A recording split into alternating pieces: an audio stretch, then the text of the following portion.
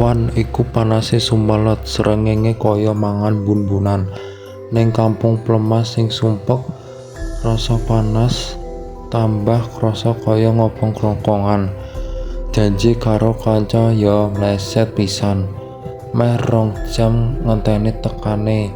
Nanging embuh lunga menyang endi sing duwe omah iki. Lawange tutupan, tak tok-tok. Ora ana sing mangsuli, dibel HP-ne ya ora nyaut. Wis dibelani adoh lan budalku kesusu. Tekan kene mau ditemoni emper omah sing kebak dagangane. Tali kenur sing digawe gantung ketarik kenceng saka abote gawan.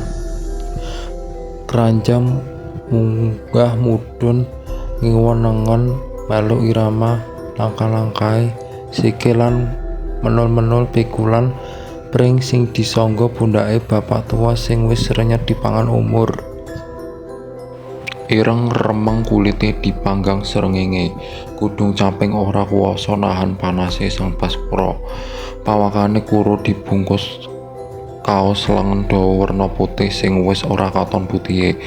Kumel semu soklat kecampur bledug lan tetesan keringet, sikile ceking kaya sikil kidang, urat-urate sing ning kempol nonjol metu plengkeran kaya cacing. Nanging aja pisan-pisan ngremehake lakune senajan katon kabotan. Nanging isih kuku tegese lakune tanpa gloyoran iter saka kampung siji menyang kampung sijine. Saben dina kesiram panase srengenge sing manggang bun-bunan. Embuh kahanan opo iki sumpek ati amarga rumangsa kapusan janjine kanca. Aro-aroe wong dodol tapi mau babar pisan ora bisa nggawa panglipur, mung sethithik rasa gumun weruh langkah-langkahe sing isih kuwat. Sakluwe iku blas ora ana istimewane. Allahu Akbar. Suara corong musala gang sebelah ngumandangke azan zuhur. Suarane corong kecampur swara kemresek. Wis ora bening maneh, sakjane umur corong iku wis tuwa banget. Nganti swara la ilaha illallah ilang, azan mau ora tak gatekake. Pikiranku isi ruwet amarga nunggu kanca sing lali janji. Nanging suwe-suwe gambaran keteguhane bapak bakul tape mau kemliweran ning jero teku. Donga-donga konjuk saka jero batin tanpa swara.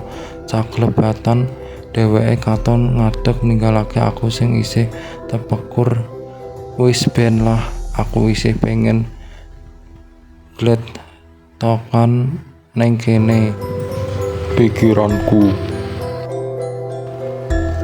Nanging niatku tak urugake, aku kepengin ngajak ngobrol bapak tua iku. Sapa ngerti dheweke ya kepengin ngaso ngilangake rasa kesele. Dalemipun pundi Pak? Pitakonku dadi luwih sopan. Tepih Mas, Pasuruan. Angsulane cekak. Terus nitih napa? Nggih nitih bis ngantos terminal Overcourt dugi nriki. Bidal jam pinten? Muter pundi mawon? Bibar subuh bidal dugi mriki jam 8. Ider nggih sekitar mriki mawon. Menawi zuhur mesti salat wonten musala niki. Keliling malih ngantos bibar asar lajeng mantuk.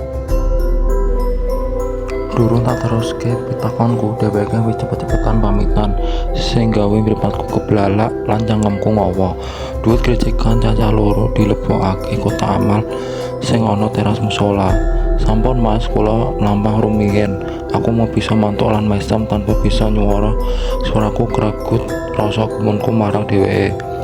Wong sing kawitane tak remehake nganti ora langsung saiki wis akeh ngajari aku marang keteguhan, kesabaran, pasrahan lan amarjaliah.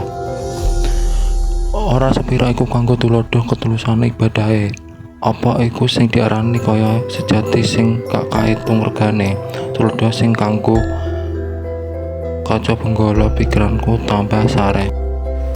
Sedeng awak sing sarjana lang duwe bayaran sing gumathok wae arang-arang anggone ngamal. bandingno karo fakultas sing durung mesti ngecap sekolahan SMP wae ngamale ora kendhat. Maha Agung Gusti ingkang nyiptakake makhluk ingkang gadhahi manah wiyar lan punika kapancar saking tiyang ingkang katingal angsor. Ana artine apa aku iki dibanding bapak tua iku? Apa meneh sing ngarsane kang kalih duwe? Apa aku iki sing bisa dibanggakake sawentara diuji kesabaran sing setitik wae aku ora lulus. Rasa keton wis wiwit ilang, kudune dheweke sing dadi imam salat mau. Dudu aku isih bodho iki. Alon-alon roti pikiranku saya lejar diganti rasa takjub.